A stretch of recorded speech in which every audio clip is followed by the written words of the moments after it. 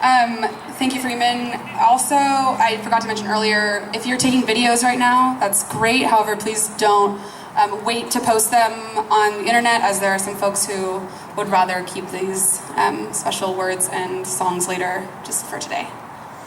Next, we're going to hear from Melody from Democratic Socialists of America's Sacramento chapter.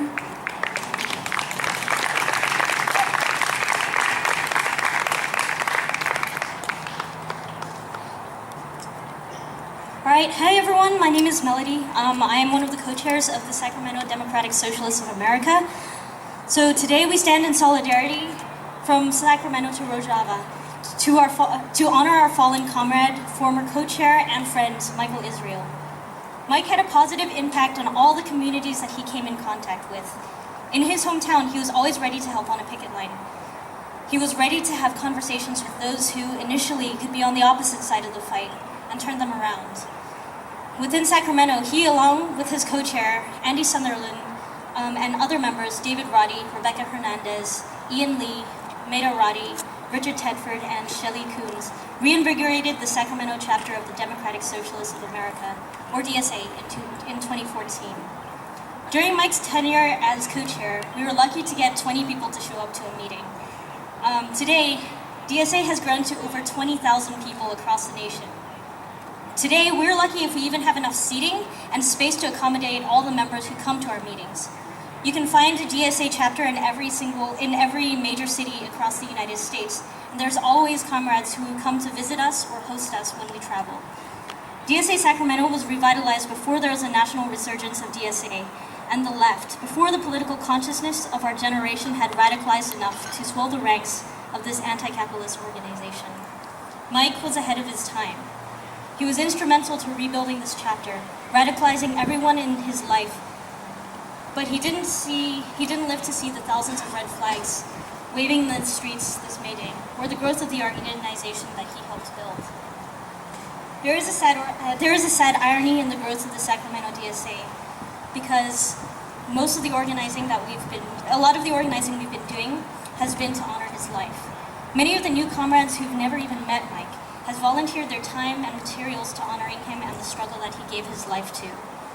If he were here today, Mike would probably be surprised at the current active campaigns and committees we have, from fighting for tenants' rights and rent control, for healthcare for all, for fighting against deportations, being in solidarity with prisoners, and so on. If not surprised, then he would certainly be proud. When Mike was in the United States, he fought many of the same fights we fight today.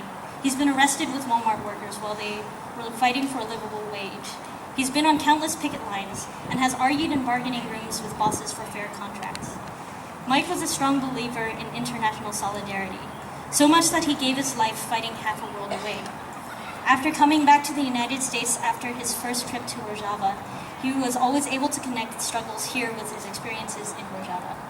For example, in a city council meeting in Calaveras, Mike called out the planning commissioner, Wooster, on his use of bigoted language towards Mexican immigrants, saying how disappointing it was to come back from Syria, where people were building a radically democratic society, to come back and see the bigotry in his own home.